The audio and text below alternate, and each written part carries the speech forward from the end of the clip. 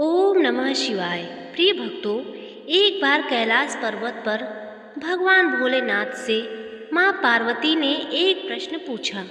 उन्होंने कहा, हे प्रभु, आप तो त्रिकालदर्शी हैं, संपूर्ण सृष्टि के कर्ता धर्ता हैं। आपने मुझे सदैव ऐसे गूढ़ रहस्यों से परिचित कराया है जो जीवन के सत्य को उजागर करते हैं। आज मेरे हृदय में एक प्रश्न कौंध रहा है। मैं यह जानना चाहती हूँ, क्या कर्मों का लेखा जोखा कभी अधूरा रहता है? क्या यह सत्य है कि मनुष्य अपने हर कर्म का फल अवश्य भोगता है, चाहे वह आज मिले या कल? और यदि ऐसा है तो मुझे किसी ऐसी अद्भुत और प्रेरणादायक कथा से अवगत कराएं, जिससे इस कर्म फल के अटल सिद्धांत की सत्यता स्पष्ट हो। मेरी इच्छा है यह कथा हर उस प्राणी को ज्ञान दे जो जीवन के उतार चढ़ाव से जूझ रहा है। भगवान भोलेनाथ ने मंद मंद मुस्कुराते हुए प्रेम पूर्वक कहा, हे प्रिय पार्वती, तुम्हारा प्रश्न अत्यंत ही गहन और सारगर्भित है। यह न केवल इस सृष्टि के विधान को समझने में सहायक है, बल्कि हर प्राणी के जीवन को दिशा देने वाला है। कर्म का विधान अत्यंत सूक्ष्म है और इसका फल अवश्य भावी है। जो जैसा बोता है वैसा ही काटता है। आओ, मैं तुम्हें एक ऐसी मार्मिक और शिक्षाप्रद कथा सुनाता हूँ, जिसमें एक स्त्री ने अपने बीते जन्मों में किए गए कर्मों का फल इस जन्म में भोगा। यह कथा तुम्हें और समस्त जगत को यह सिखाएगी कि जीवन का हर पल, हर कर्म जितना महत्वपूर्ण है, इसे ध्यान से सुनना, क्योंकि यह तुम्हारे अंतर्मन को छू जाएगी और तुम्हें जीवन के गूढ़ रहस्यों से परिचित कराएगी। प्राचीन काल की बात है। एक छोटे से गांव में एक गरीब परिवार की बेटी इंदु रहती थी। उसके माता पिता साधारण किसान थे और इंदु उनकी इकलौती संतान थी। उन्होंने उसे बड़े लाड प्यार से पाला था। इंदु बेहद खूबसूरत और गुणों से भरपूर थी। उसका स्वभाव सरल और विनम्र था। वह अपने माता पिता के साथ गांव के एक छोटे से घर में संतोषपूर्ण जीवन व्यतीत कर रही थी। उस गांव पर राजा सूर्य प्रताप का शासन था। राजा सूर्य प्रताप अभी अविवाहित थे और अक्सर अपनी प्रजा की स्थिति जानने के लिए गांव का दौरा करते थे। एक दिन जब इंदु के गांव के पास से गुजर रहे थे, उसी समय इंदु अपने घर के बाहर पास के नदी किनारे कपड़े धो रही थी। उसकी सरलता और सौंदर्य ने राजा सूर्य प्रताप का ध्यान खींच लिया। वे तुरंत ही उसकी ओर आकर्षित हो गए। राजा ने अपने घोड़ों को रोका और इंदु से बातचीत करने के लिए उसके पास गए। लेकिन जैसे ही इंदु ने राजा को देखा, वह घबराकर अपने घर की ओर भाग गई। राजा ने उसे आवाज़ दी, लेकिन वह बिना कुछ कहे अपने घर के अंदर चली गई। राजा की आवाज़ सुनकर इंदु के पिता रामलाल बाहर आए। उन्होंने राजा को अपने दरवाजे पर खड़ा देखा तो हड़बड़ा गए। उन्होंने हाथ जोड़कर कहा, महाराज, आप हमारे घर पर कैसे आए? क्या हमसे कोई गलती हुई? राजा ने मुस्कुराते हुए कहा, नहीं रामलाल, तुमसे कोई चूक नहीं हुई है, बल्कि मैं एक विशेष कार्य के लिए यहाँ आया हूँ। रामलाल ने कांपते हुए कहा, क्या हुक्म है महाराज? राजा ने गंभीरता से कहा, तुम्हारी बेटी इंदु मुझे पसंद है, मैं उससे विवाह करना चाहता हूँ। रामलाल यह सुनकर हैरान रह गए। वे एक साधारण किसान थे और राजा का प्रस्ताव ठुकराना उनके लिए संभव नहीं था। उन्होंने सोचा कि उनकी बेटी अब राजमहल में रानी के रूप में सुखी जीवन जिएगी। कुछ ही दिनों में विवाह संपन्न हुआ और इंदु राजमहल में आ गई। शादी के बाद शुरुआती दिन बेहद सुखद थे। राजा सूर्य प्रताप का इंदु के प्रति व्यवहार बहुत अच्छा था। समय के साथ इंदु ने एक पुत्र को जन्म दिया। पूरे राजमहल में खुशियों का माहौल था। विवाह के 6 वर्ष बीत गए। इंदु का पुत्र अब 5 साल का हो गया था, लेकिन इस बीच राजा का मन धीरे धीरे इंदु से हटने लगा। एक दिन की बात है। राजा सूर्य प्रताप का गांव भ्रमण करने के लिए निकले थे। तभी उनकी नज़र एक महिला पर पड़ी जो इंदु से अधिक आकर्षक थी। राजा ने शीघ्र ही उससे विवाह कर लिया और उसे राजमहल में ले आए। नई रानी के आने के बाद इंदु का जीवन मुश्किलों से भर गया। नई रानी उसे हमेशा नीचा दिखाने का प्रयास करती थी। राजा भी इंदु से दूरी बनाने लगे और उसकी बातों को अनदेखा करने लगे। धीरे धीरे इंदु की स्थिति राजमहल में कमजोर हो गई। एक दिन नई रानी ने राजा को इंदु को महल से निकालने के लिए मना लिया। राजा ने अपने पुत्रों को अपने पास रखा और इंदु को महल से बाहर कर दिया। इंदु बेबस होकर अपने पिता के घर लौट आई। इंदु को अपने माता पिता को अपनी दुर्दशा सुनाई। उनकी बेटी की यह हालत देखकर उनके पिता बेहद दुखी हुए। उसकी चिंता ने उसकी सेहत पर गहरा प्रभाव डाला। धीरे धीरे इंदु की माँ की हालत बहुत खराब हो गई और कुछ समय बाद इंदु की माँ का निधन हो गया। पत्नी की मृत्यु के बाद रामलाल को भी तोड़ दिया और वे भी संसार से चल बसे। इंदु अब पूरी तरह अकेली हो गई। उसे किसी सहारे की सख्त जरूरत थी, लेकिन वह अपनी पीड़ा व्यक्त करने की हिम्मत नहीं जुटा पाती थी। अकेलेपन ने उसे भीतर तक तोड़ दिया। हे पार्वती, कहते हैं विपत्ति के समय धैर्य मनुष्य का सबसे बड़ा सहारा होता है। इसी दौरान मदन नामक एक ऊँटों का व्यापारी, जो पहले भी इंदु के घर आता था, अब और भी ज़्यादा वहाँ आने लगा। वह इंदु से हमदर्दी जताने लगा और उसका ख्याल रखने का ढोंग करने लगा। इंदु, जो पहले से ही अकेली और कमज़ोर थी, उसकी बातों पर भरोसा करने लगी। कुछ समय बाद मदन ने इंदु से विवाह का प्रस्ताव रखा। इंदु, जो कि किसी सहारे की तलाश में थी, इस प्रस्ताव को स्वीकार कर लिया। दोनों पति पत्नी की तरह साथ रहने लगे। मदन ऊँटों का व्यापारी था और हर साल ऊँटों के मेले में जाया करता था। एक दिन उसने इंदु से कहा, तुम हमेशा घर में रहती हो, इस बार मेरे साथ ऊँटों के मेले में चलो, वहाँ का मेला बहुत मनोरम होता है। इंदु ने सोचा कि बाहर जाने से मन हल्का हो जाएगा, इसलिए उसने मदन के साथ मेले में जाने का फैसला कर लिया। मदन ने इंदु को मेले में घुमाया और उसकी खुशी का दिखावा किया, लेकिन उसके मन में एक गहरी साजिश चल रही थी। उसने अपने ऊँटों के साथ साथ इंदु का भी सौदा कर दिया। इंदु को इसका बिल्कुल भी अंदाजा नहीं था। मदन ने इंदु को ऊँटों के पास बैठाकर कहा, मैं अभी आता हूँ, और वहाँ से चला गया। थोड़ी देर बाद कुछ व्यापारी आए और ऊँटों के साथ साथ इंदु को भी जबरदस्ती ले जाने लगे। इंदु घबरा गई और चिल्लाई, मुझे कहाँ ले जा रही हो? लेकिन व्यापारियों ने उसकी आवाज़ को दबाने के लिए उसे बेहोश कर दिया। जब इंदु को होश आया तो उसने खुद को एक अनजान जगह पाया। वह जगह एक कोठा था। वहाँ की मालकिन ने इंदु से कहा, अब तुम यहीं रहोगी, हमने तुम्हें खरीद लिया है। तुम्हें यहाँ मुजरा करना होगा और लोगों की इच्छाएं पूरी करनी होगी। इसके बदले तुम्हें खाना, कपड़े और सिर छुपाने की जगह मिलेगी। इंदु ने गुस्से से कहा, मैं यह सब नहीं करूँगी। मालकिन ने ठंडे स्वर में जवाब दिया, अगर तुमने मेरी बात नहीं मानी तो तुम्हें भूखा रखा जाएगा और मारा जाएगा। तुम्हारे पास कोई और विकल्प नहीं है। इंदु ने बहुत विरोध किया, लेकिन उसकी कोई सुनवाई नहीं हुई। धीरे धीरे अत्याचार और भूख ने उसकी हिम्मत तोड़ दी और मजबूरी में उसने अपनी इच्छा के खिलाफ कोठे पर काम करना शुरू कर दिया। इंदु की जिंदगी अब अंधकार में डूब चुकी थी। वह हर दिन अपने भीतर के दर्द को छिपाकर जीने के लिए मजबूर थी। इस बीच कोठे पर रहते हुए 15 साल बीत गए। अब उसकी उम्र करीब 40 साल की हो चुकी थी। वह अब भी सुंदर थी, लेकिन उसका चेहरा हमेशा उदासी से भरा रहता था। एक दिन 20 साल का एक राजकुमार, जिसका नाम रुद्र प्रताप था, कोठे पर आया। उसने मालकिन से कहा, मुझे यहाँ की सबसे खूबसूरत महिला से मिलवाओ।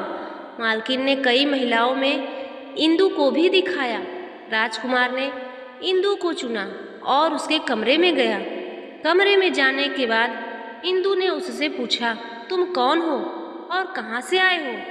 राजकुमार ने मुस्कुराते हुए कहा, मैं रामगढ़ देश का राजकुमार रुद्र प्रताप हूँ। मेरे पिताजी यहाँ के राजा हैं। यह सुनते ही इंदु के होश उड़ गए। उसकी आंखें चौड़ी हो गई और वह जैसे पत्थर की मूरत बन गई। उसे एहसास हुआ कि वह राजकुमार कोई और नहीं बल्कि उसका अपना बेटा है, जिसे उसने बचपन में खो दिया था। इंदु का दिल शर्म और दुख से भर गया। उसने ईश्वर की ओर हाथ उठाकर रोते हुए कहा, हे भगवान, मुझसे ऐसा कौन सा पाप हुआ है कि आज मुझे अपने ही पुत्र से यह अपमान सहना पड़ा? क्या यह मेरे पिछले जन्म के पापों का परिणाम है? राजकुमार को इंदु की अजीब व्यवहार का कोई कारण समझ नहीं आया। उसने वहां से जाने की अनुमति मांगी। इंदु ने धीमी आवाज में कहा, तुम जा सकते हो। राजकुमार के जाने के बाद इंदु फूट फूट कर रोने लगी।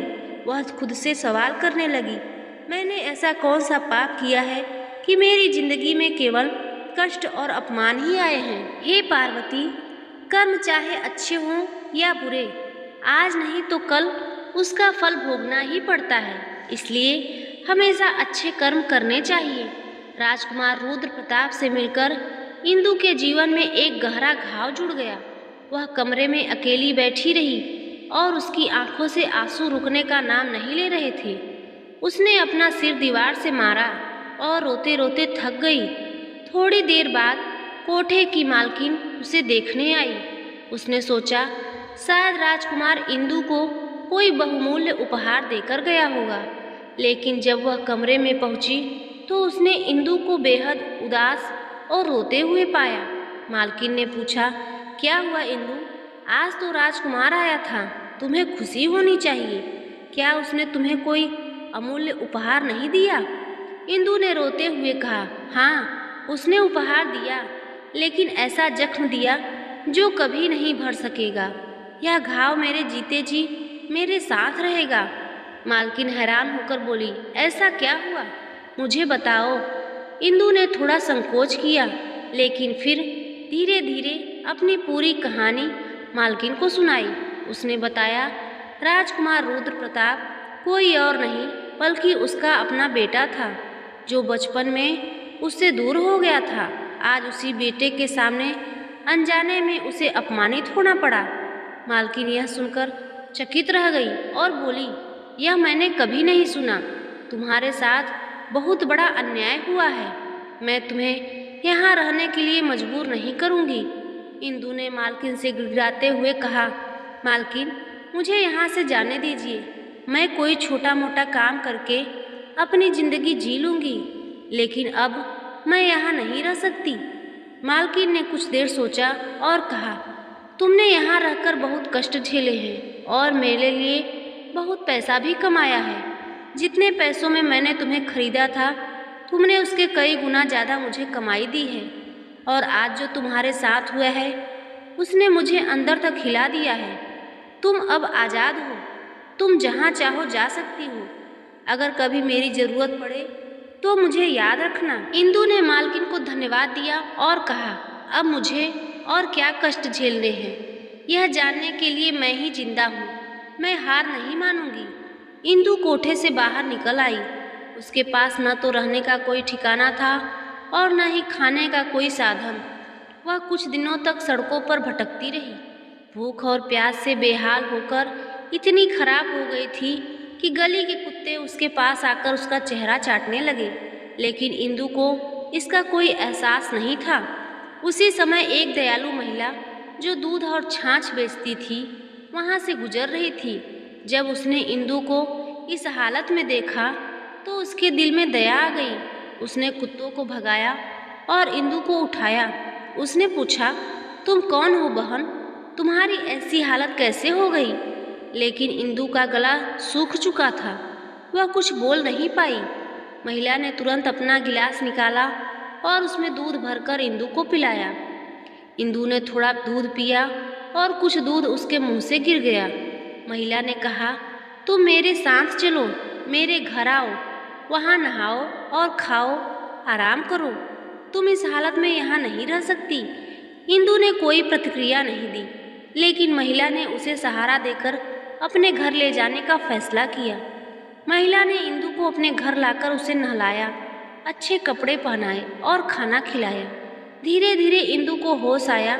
महिला ने प्यार से पूछा, बहन बताओ, तुम कौन हो और तुम्हारे साथ क्या हुआ है? इंदु ने सिर झुका लिया और वह अपनी पूरी कहानी बताने से हिचक रही थी, लेकिन महिला के प्यार और सहानुभूति ने उसका मन खोल दिया और उसने अपनी जिंदगी के सारे दुख महिला को सुना दिए। महिला की आंखों से आंसू आ गए और उसने कहा, तुम मेरी बहन हो। मेरा पति अब इस दुनिया में नहीं है और मैं अपने बेटे के साथ अकेली रहती हूँ। तुम मेरे साथ रहो, हम मिलकर अपना जीवन काटेंगे। इंदु ने कहा, मैं तुम्हारे लिए बोझ बनना नहीं चाहती। मेरे जीवन के कांटे तुम्हें भी चुभ सकते हैं। मैं अकेली ही ठीक हूँ। महिला ने उसके कंधे पर हाथ रखा और कहा, बहन दुख बांटने से कम होते हैं। तुम मेरी चिंता मत करो। मेरे साथ रहोगी तो हम मिलकर सभी मुश्किलों का सामना करेंगे। इंदु ने महिला की बात मानी और उसके साथ रहने लगी। इंदु घर के कामों को संभालने लगी, जबकि मालती दूध बेचने जाती थी। अब परिवार में एक सदस्य और जुड़ गया था, इसलिए मालती को ज़्यादा मेहनत करनी पड़ती थी।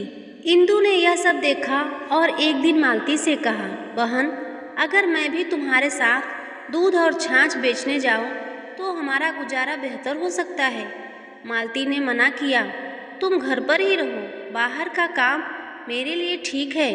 इंदु मुस्कुराते हुए बोली, हम दोनों मिलकर मेहनत करेंगे तो पैसे भी ज़्यादा मिलेंगे और तुम्हारा बोझ भी कम होगा। अंततः मालती मान गई। अब दोनों मिलकर काम करने लगी। सुबह बच्चे को स्कूल भेजने के बाद दोनों दूध बेचने जाती और बच्चे के लौटने तक घर का काम भी निपटा लेती।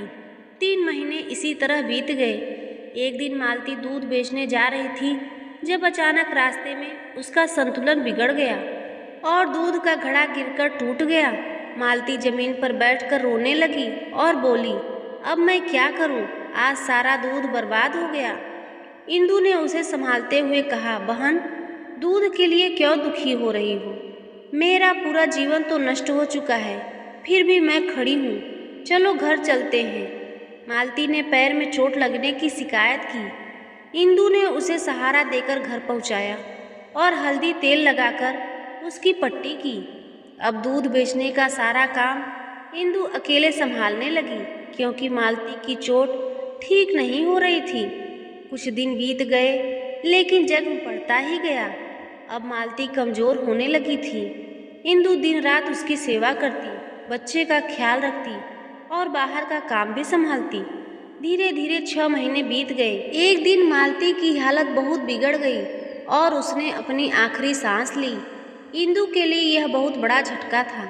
मालती ने उसे अपनी बहन माना था और अब वही बहन उसे छोड़कर चली गई थी। मालती के बेटे की देखभाल अब इंदु की जिम्मेदारी थी। बच्चा अपनी माँ की मौत के बाद चिड़चिड़ा और उदास रहने लगा। वह बार बार अपनी माँ के बारे में पूछता। इंदु उसे समझाती, तुम्हारी माँ भगवान के पास गई है, वह कुछ दिनों के बाद वापस आ जाएगी। धीरे धीरे बच्चे ने इंदु को अपनी माँ मान लिया। समय बीतता गया और बच्चा बड़ा हो गया।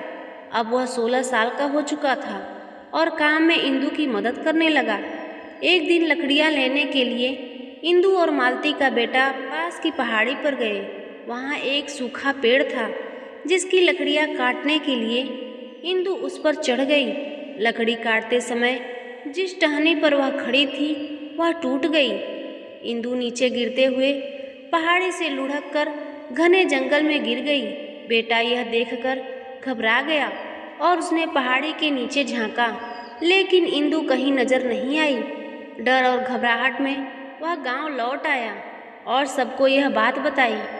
इंदु पहाड़ी से गिरकर दलदल में फंस गई थी। वह गर्दन तक दलदल में धंसी हुई थी। 5 दिनों तक उसने वहां संघर्ष किया। जंगली जानवर उसके पास आते, लेकिन दलदल में होने के कारण वे उससे दूर रहते। एक दिन आदिवासियों का एक झुंड वहां से गुजर रहा था। उन्होंने इंदु को दलदल में फंसा देखा और बड़ी मुश्किल से उसे बाहर निकाला। वह अब भी जीवित थी, लेकिन वह गंभीर रूप से घायल थी। उसके दोनों पैर टूट चुके थे। आदिवासियों ने उसे अपने कबीले में ले जाकर उसकी देखभाल शुरू की। इंदु को आदिवासियों के दलदल से बचा तो लिया था, लेकिन उसकी हालत गंभीर थी। उसके पैरों की हड्डियां इतनी पूरी तरह टूट चुकी थी कि उसे ठीक करना संभव नहीं था। आदिवासियों ने उसका उपचार किया, लेकिन उसकी दोनों टांगें काटनी पड़ी। इंदु ने इस बात को ईश्वर की इच्छा मानकर स्वीकार कर लिया। धीरे धीरे वह आदिवासियों की भाषा और इशारों को समझने लगी। वहाँ की एक बुजुर्ग महिला जो ध्यान और आध्यात्मिक विद्या से निपुण थी, इंदु का बहुत ख्याल रखती थी। इंदु को पता चला कि वह महिला एक विशेष ध्यान विधि जानती थी, जिससे व्यक्ति अपने अतीत को देख और समझ सकता था। इंदु ने जिद की तो वह अपने पूर्व जन्म के बारे में जानना चाहती थी। बुजुर्ग महिला ने उसे समझाया, यह ठीक नहीं होगा। अपने अतीत में झांकने से अक्सर व्यक्ति वर्तमान में भी शांति खो देता है। जो प्रकृति ने भुला दिया उसे भूल जाना ही बेहतर होता है। लेकिन इंदु ने अपनी बात पर जोर देते हुए कहा, मैं जानना चाहती हूँ कि मेरे जीवन में इतने दुख क्यों हैं। मैंने ऐसा क्या किया है जिसके कारण मुझे यह सब सहना पड़ रहा है। भगवान भोलेनाथ ने देवी पार्वती से कहा, हे पार्वती, इंदु ने दृढ़ संकल्प कर लिया था कि यदि अतीत जानने से उसे दुख और भी मिले तो वह उसे भी सह लेगी। बूढ़ी महिला ने उसे ध्यान की एक कठिन प्रक्रिया सिखाई। उसने कहा, तुम्हें हर पल को याद करते हुए अपने अतीत तक पहुंचना होगा। यह साधना बहुत लंबे समय तक चलेगी। इंदु ने पूरी लगन के साथ ध्यान विधि का अभ्यास शुरू किया। धीरे धीरे उसने अपने जीवन के गुजरे हुए पल याद करना शुरू किया। लंबे समय तक ध्यान लगाने के बाद इंदु अपने पिछले जन्म में पहुंच गई। उसने देखा कि उसका नाम मंजरी था और वह एक साधारण परिवार की सदस्य थी। उसके जीवन का सबसे बड़ा दुख यह था कि उसे संतान सुख नहीं मिला था। इस वजह से वह गहरे मानसिक अवसाद में चली गई थी। गांव के लोग उसे ताने देते थे और उसकी यह स्थिति उसे भीतर से तोड़ने लगी थी। अपनी निराशा और दुखों से बचने के लिए मंजरी ने एक तांत्रिक की सलाह पर कुछ विशेष अनुष्ठान किए। उसे विश्वास दिलाया गया कि यह अनुष्ठान उसके जीवन में खुशियाँ लाएंगे। उसे बताया गया कि वह 15 बच्चियों की बलि देगी तो उसे संतान प्राप्त हो जाएगी। मंजरी ने वैसा ही किया। गांव के 15 बच्चों को उसने चुराकर मार डाला। किसी तांत्रिक के झांसे में आकर उसने यह पाप कर दिया। वह खुद निसंतान थी। लोग उसका मुंह तक नहीं देखना चाहते थे और उसे इस बात की जलन होती थी कि संतान न होने का दुख और लोगों के बर्ताव ने उसे मानसिक रूप से असंतुलित कर दिया था। उसने देखा कि जिन परिवारों की संतानों की उसने जान ली थी, उसमें से कुछ माता पिता आत्महत्या कर चुके थे। कुछ उसे हमेशा बद्दुआ देते रहते थे। जब वह मर गई तो उसने देखा कि उसके मरने के बाद भी कई लोग उसे बद्दुआ दे रहे थे। उनकी बद्दुआ से उसकी आत्मा को पीड़ा हो रही थी। इसके बाद पूर्व जन्म में पहुंची इंदु ने उन सभी घरों में प्रवेश किया जहां उसके बच्चों को उठाया था। वहां उसने देखा कि कुछ घर बर्बाद हो चुके थे, कुछ अभी भी बिना संतान के थे, लेकिन वे लोग अब बुजुर्ग हो चुके थे और हमेशा उसे गालियां देते रहते थे। अब वह पहले से भी अधिक दुखी हो गई। अब उसके लिए वापस जाना नामुमकिन था, क्योंकि उसकी मदद उस बूढ़ी आदिवासी महिला ने की थी, लेकिन अब उसी शरीर में लौटना असंभव था। इंदु को यह एहसास हुआ कि उसका अतीत ही उसकी वर्तमान स्थिति का कारण है। उसने सोचा, अगर मैंने अपना अतीत नहीं देखा होता तो मेरा मन शायद शांत रहता। उस आदिवासी महिला ने सही कहा था, प्रकृति ने हमें भूलने की शक्ति दी है और हमें उसे अपनाना चाहिए। अब वह अपनी गलतियों का प्रायश्चित करना चाहती थी। उसी गांव में एक तांत्रिक आया था जो भटकती आत्माओं को वश में कर सकता था। उसने अपने तंत्र मंत्र के जरिए आसपास की आत्माओं को अपने नियंत्रण में लेना शुरू किया। जब तांत्रिक ने इंदु की आत्मा को महसूस किया तो उसने उसे वश में कर लिया। तांत्रिक आत्माओं का इस्तेमाल अपने स्वार्थ के लिए करता था। जब इंदु की बारी आई तो उसने तांत्रिक से रोते हुए कहा, मैंने पहले अपने जीवन में कई गलतियां की हैं, मुझसे अब और गलत काम मत करवाओ। इंदु ने अपनी पूरी कहानी तांत्रिक को बता दी। उससे प्रार्थना की, मुझे यहाँ से मुक्त कर दो और मेरे शरीर में वापस जाने का कोई तरीका बताओ। तांत्रिक ने कहा, तुम्हारा दुख देखकर मैं तुमसे और कोई काम नहीं करवाऊंगा, लेकिन मेरे पास ऐसी कोई विद्या नहीं है जिससे तुम्हें तुम्हारे शरीर में वापस भेज सकूं। यह सुनकर इंदु निराश हो गई और फिर से भटकने लगी। इसी दौरान उसी नगर में एक संत आए जो रात भर वहां रुके थे। वे उस कुम्हार के गुरु थे जो इंदु के पूर्व जन्म का पति था। कुम्हार अब 80 वर्ष का हो चुका था और अकेले रहता था। रात में संत और कुम्हार ईश्वर का गुणगान कर रहे थे। इंदु की आत्मा वहीं भटक रही थी। संत को महसूस हुआ कि वहाँ कोई आत्मा मौजूद है जो मोक्ष की कामना कर रही थी। संत ने कुम्हार से कहा, यहाँ तुम्हारी पूर्व पत्नी की आत्मा भटक रही है, वह अपनी मुक्ति चाहती है।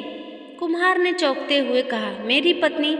वह तो वर्षों पहले गुजर गई थी, क्या इतने समय से उसकी आत्मा भटक रही है?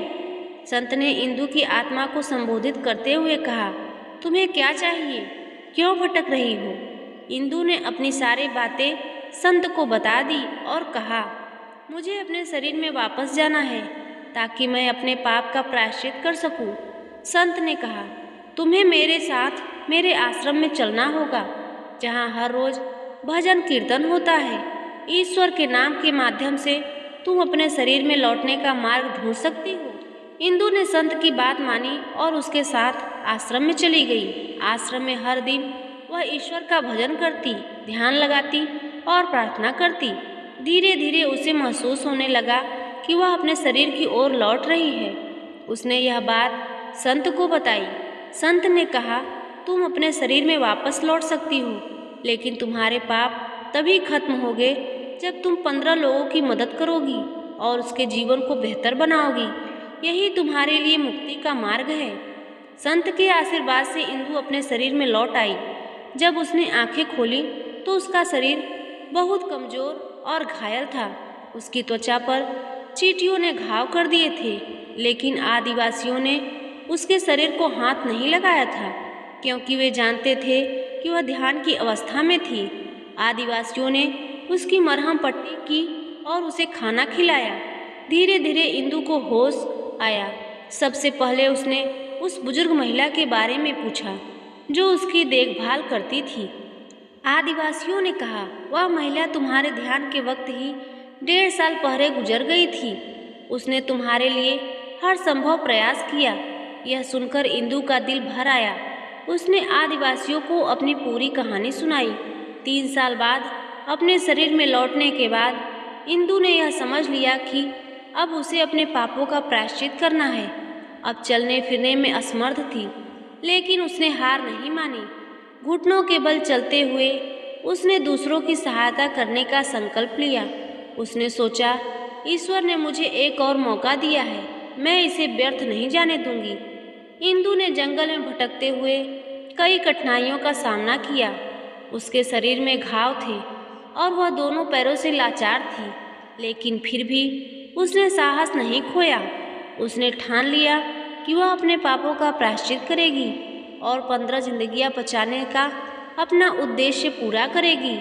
एक दिन जंगल में चलते हुए इंदु ने देखा कि एक सांप कांटों में फंसा हुआ है। कांटे उसकी त्वचा में गहरे चुभ गए थे, जिससे वह असहाय और दर्द से तड़प रहा था। इंदु ने सोचा कि वह इस सांप की मदद कर सकती है। सांप ने जैसे ही इंदु को अपनी ओर आते देखा, उसने फन उठाकर फुफकार शुरू कर दी। इंदु डर गई, लेकिन फिर भी उसने साहस दिखाया।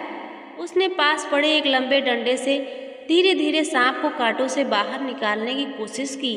सांप पहले बहुत गुस्से में था, लेकिन धीरे धीरे वह शांत हो गया। इंदु ने अपने कपड़े का एक टुकड़ा सांप पर डाल दिया, उसके शरीर से कांटे निकाल दिए सांप को राहत मिली और उसने इंदु को धन्यवाद देने के लिए अपनी फुफकार धीमी कर ली। इंदु को महसूस हुआ कि उसने एक जीवन बचाया है। उसने सोचा, शायद ईश्वर ने मुझे इसी उद्देश्य के लिए जीवित रखा। कुछ दिन बाद इंदु जंगल में एक शिकारी से मिली। उसने देखा कि शिकारी अपने कंधे पर एक हिरण का बच्चा लटकाए हुए जा रहा था।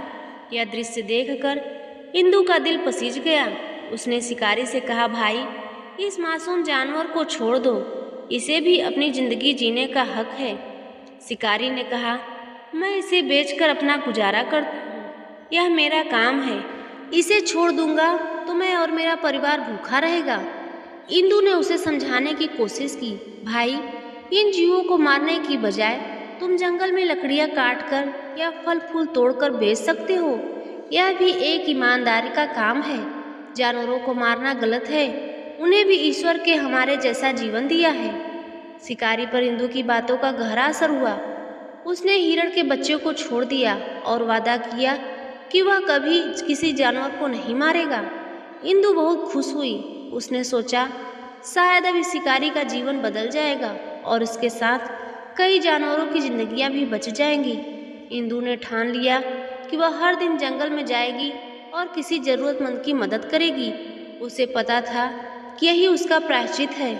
इंदु ने जंगल में भटकते हुए यह संकल्प किया कि वह अब हर दुखी प्राणी की सहायता करेगी। एक दिन चलते चलते उसने देखा कि एक भेड़िया झाड़ियों में फंसा हुआ है। उसने पैरों में कांटे चुभे थे। वह दर्द से कराह रहा था और लंबी आवाजें निकाल रहा था। इंदु पहले तो डर गई। वह भेड़ियों से थोड़ी दूर पर बैठ गई और उसे देखती रही। भेड़िया भी उसे देखता रहा। कुछ देर बाद भेड़िया अपनी आवाज को धीमा करते हुए उसकी तरफ देखने लगा, जैसे कह रहा हो, मुझे मदद चाहिए, मैं तुम्हें कोई नुकसान नहीं पहुंचाऊंगा। इंदु ने धीरे धीरे अपने डर पर काबू पाया और भेड़िए के पास जाने का साहस किया। उसने अपने कांपते हाथों से उसके सिर पर धीरे से हाथ रखा। भेड़िया बिल्कुल शांत था। इंदु ने उसके पैरों से कांटे निकाले। भेड़ियों को तुरंत आराम मिला। भेड़िया कुछ दूर चला, फिर वापस आया और इंदु के साथ हाथ उसका चाटने लगा। ऐसा लग रहा था जैसे वह अपनी भाषा से उसे धन्यवाद दे रहा हो। इसके बाद वह भेड़िया जंगल की ओर चला गया। यह घटना इंदु के लिए बहुत खास थी। उसने पहली बार महसूस किया कि जानवरों में भावना, प्रेम होता है। उसने सोचा, अगर मैं इसे थोड़ा सा सहारा दे सकती हूँ तो क्यों न अपना जीवन इसी के काम में लगाऊं। इसके बाद इंदु ने ठान लिया कि वह हर दिन एक जीव की मदद करेगी, चाहे वह इंसान हो, जानवर हो या पेड़ पौधे। घुटनों के बल चलते हुए भी वह रोज जंगल में निकलती और जरूरतमंदों की सहायता करती। इंदु का यह प्रयास धीरे धीरे पूरे जंगल में प्रसिद्ध हो गया। जानवर और पक्षी अब उसके पास आकर रहने लगे। वह अब सिर्फ एक इंसान नहीं रही, बल्कि जंगल का एक अभिन्न हिस्सा बन चुकी थी। इंदु की उम्र काफी बढ़ चुकी थी। उसका शरीर कमजोर हो गया था, लेकिन उसकी आत्मा में अडिग साहस और सच्चा प्रेम था। एक दिन वह किनारे बैठी थी। मछलियाँ उसके पास आकर खेल रही थी। पक्षी उसकी गोद में बैठे थे। इंदु ने सूरज की ओर देखा और अपने अंतिम समय को स्वीकार कर लिया। वह धीरे धीरे गिर पड़ी। आसपास की गिलहरियों ने जब यह देखा, उसके पास आ गई और इंदु ने अपनी अंतिम सांस ली। भगवान भोलेनाथ ने देवी पार्वती से कहा, हे देवी पार्वती, इंदु ने अपने पूर्व जन्म के पापों का प्रायश्चित करते हुए 15 से अधिक जीवन का कल्याण किया था। अपने अंतिम समय में उसे कोई कष्ट नहीं हुआ। उसने अत्यंत शांति से अपने प्राण त्यागे। उसकी आत्मा को परम गति प्राप्त हुई। यह कथा हमें सिखाती है कि कर्मों का फल अवश्य मिलता है, चाहे देर से ही सही, परंतु यदि मनुष्य सच्चे मन से अपने पापों का प्रायश्चित करे और दूसरे की सेवा करे, अपना जीवन समर्पित कर दे, तो अपने कर्मों के बंधन से मुक्त होकर परम गति को प्राप्त करता है। यही कर्मयोग का सार है। प्रिय भक्तों, आज की कथा से यदि आपको कुछ सीखने को मिला हो तो इस वीडियो को लाइक और चैनल को सब्सक्राइब जरूर करें और कमेंट में हर हर महादेव अवश्य लिखें।